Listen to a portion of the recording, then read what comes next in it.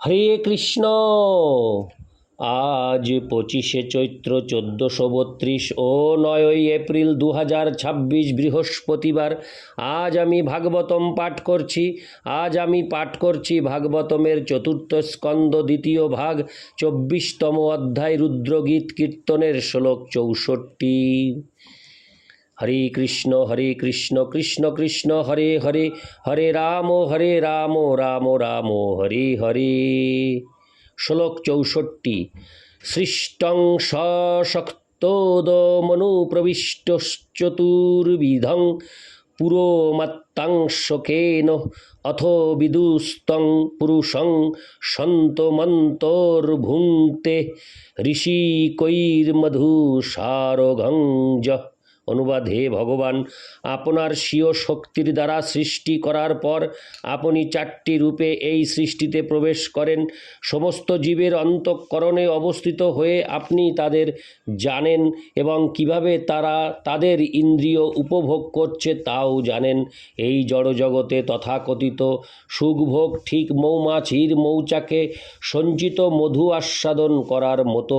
তাৎপর্য: এই জড় জগতে ভগবানের বহিরঙ্গা শক্তির প্রকাশ।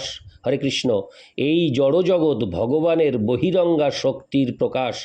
যেহেতু জড় পদার্থ স্বতন্ত্রভাবে ক্রিয়া করতে পারে না, তাই ভগবান স্বয়ং এই জড় সৃষ্টিতে তার অংশ প্রকাশ রূপে পরমাত্মা প্রবেশ করেন এবং তিনি তার বিভিন্ন অংশ জীব রূপেও প্রবেশ করেন। অর্থাৎ এই জড় সৃষ্টিকে সক্রিয় করার জন্য জীব ও ভগবান উভয়েই এই জড় জগতে প্রবেশ করেন।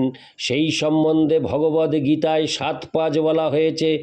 অপরেয় মিতস্তনাং প্রকৃতিং বিদ্ধি মে পরম জীবভূতাং মহাবাহো জয়েদং ধার্যতে জগৎ।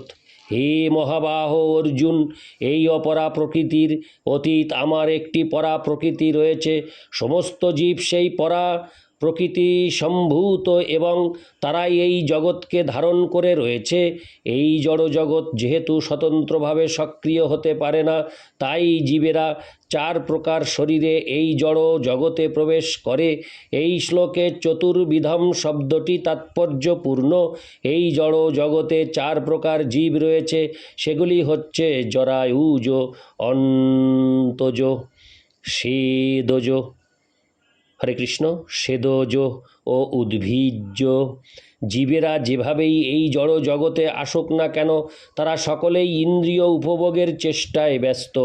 জড় বৈজ্ঞানিকেরা যে মনে করে মানুষ ছাড়া অন্য জীবদের আত্মা নেই, তাই এখানে ভ্রান্ত বলে প্রতিপন্ন হয়েছে। 84 লক্ষ বিভিন্ন যোনির সমস্ত জীব, তা জরায়ুজ হোক, অন্তজ হোক, সেদজ হোক বা উদ্ভিজ্জই হোক, সকলেই পরমেশ্বর ভগবানের বিভিন্ন অংশ এবং তাই তারা সকলেই স্বতন্ত্র চিৎ, স্ফুলিঙ্গ এবং আত্মা। ভগবান ও মানুষ, পশু, বৃক্ষ, কীট ও পতঙ্গ নির্বিশেষে সকলের হৃদয়ে অবস্থান করেন।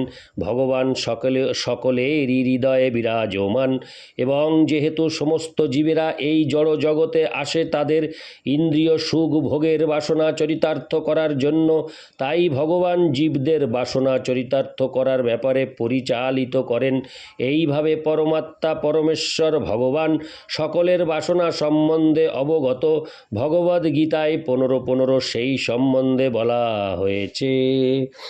সর্বস্ব চাহং হৃদি সন্নিবিষ্ট মত্ত স্মৃতির্জ্ঞানমোপহনং চ।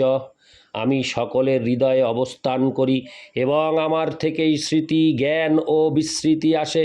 সমস্ত জীবের হৃদয়ে অবস্থান করে ভগবান তাদের স্মৃতি দান করেন, যার ফলে জীবেরা হরে কৃষ্ণ, বিশেষ করে হরে কৃষ্ণ কৃষ্ণ কৃষ্ণ হরে হরে, হরে রাম রাম রাম হরে হরে, যার ফলে জীবেরা বিশেষ কোনো বস্তু উপভোগ করতে পারে।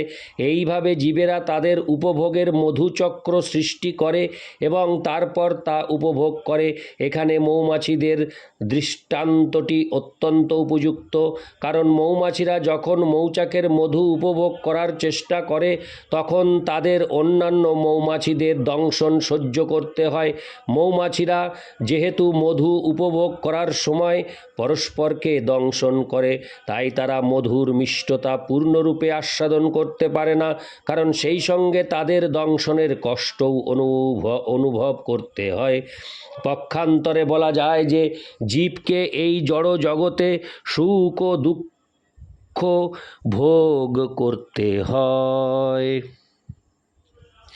কিন্তু তাদের ইন্দ্রিয় সুখভোগের পরিকল্পনা সম্বন্ধে সম্পূর্ণরূপে অবগত পরমেশ্বর ভগবান তাদের থেকে পৃথক থাকেন। উপনিষদে একটি বৃক্ষে দুটি পক্ষীর দৃষ্টান্ত দেওয়া হয়েছে। একটি পক্ষী জীব সেই গাছের ফল উপভোগ করছে এবং অন্য পক্ষী পরমাত্মা কেবল সাক্ষী রূপে রয়েছেন। ভগবদ্গীতায় 13:23 পরমাত্মা রূপে পরমেশ্বর ভগবানকে উপদ্রষ্টা ও অনুমন্তা বলে বর্ণনা করা হয়েছে। এইভাবে ভগবান কেবল সাক্ষী থেকে জীবের ইন্দ্রিয় সুখভোগের অনুমতি প্রদান করেন। পরমাত্মাই জীবকে বুদ্ধি প্রদান করেন, যার দ্বারা মৌমাছি মৌচাক তৈরি করতে পারে, বিভিন্ন ফুল থেকে মধু সংগ্রহ করতে পারে এবং সেগুলি সঞ্চয় করে উপভোগ করতে পারে। যদিও পরমাত্মা জীব থেকে পৃথক থাকেন, তবুও তিনি তাদের উদ্দেশ্য সম্বন্ধে অবগত এবং তিনি তাদের সুযোগ সুবিধা প্রদান করেন, যার দ্বারা তারা তাদের কর্মের ফল স্বরূপ সুখ ও দুঃখ ভোগ করতে পারে। মানব সমাজ ঠিক একটি মৌচাকের মতো, কারণ সকলেই বিভিন্ন ফুল থেকে মধু সংগ্রহের কার্যে ব্যস্ত অথবা বিভিন্ন উপায়ে অর্থ সংগ্রহ করার ব্যাপারে ব্যস্ত। এইভাবে তারা যৌথভাবে উপভোগ করার জন্য এক বিরাট সাম্রাজ্য সৃষ্টি করেছে, কিন্তু এই সাম্রাজ্য সৃষ্টি করার পর অন্য রাষ্ট্রের দংশনও তাদের ভোগ করতে হয়। কখনো কখনো এক রাষ্ট্র আর এক রাষ্ট্রের বিরুদ্ধে যুদ্ধ ঘোষণা করে এবং তখন মানুষের তৈরি মৌচাক দুঃখ কষ্টের উৎসরূপে পরিণত হয়। মানুষেরা যদিও তাদের ইন্দ্রিয়ের মাধুর্য আস্বাদন করার জন্য তাদের মৌচাক রচনা করছে, কিন্তু সেই সঙ্গে তাদের অন্যান্য মানুষদের অথবা রাষ্ট্রের দংশনের বেদনা ভোগ করতে হচ্ছে। পরমাত্মা রূপে পরমেশ্বর ভগবান এই সম্বন্ধে কার্যকলাপের কেবল সাক্ষীরূপে রয়েছেন। মূল কথা হচ্ছে যে ভগবান ও জীব উভয়েই জড়জগতে প্রবেশ করেন, কিন্তু পরমাত্মা বা পরমেশ্বর ভগবান হচ্ছেন আরাধ্য, কারণ তিনি এই জড় জগতে জীবের সুখভোগের সমস্ত আয়োজন করেছেন। কিন্তু যেহেতু এটি জড় জগৎ, তাই কেউই দুঃখ কষ্ট ব্যতীত এইখানে সুখভোগ করতে পারে না। জড় সুখ মানেই হচ্ছে প্রতিবন্ধকতা, কিন্তু চিন্ময় আনন্দে কোনো রকম প্রতিবন্ধকতা নেই। সেখানে রয়েছে পরমেশ্বর ভগবানের সংরক্ষণে বিশুদ্ধ আনন্দ। ইতি শ্লোক 64। হরে কৃষ্ণ কৃষ্ণ কৃষ্ণ হরে হরে, হরে রাম রাম রাম হরে হরে। হরে কৃষ্ণ।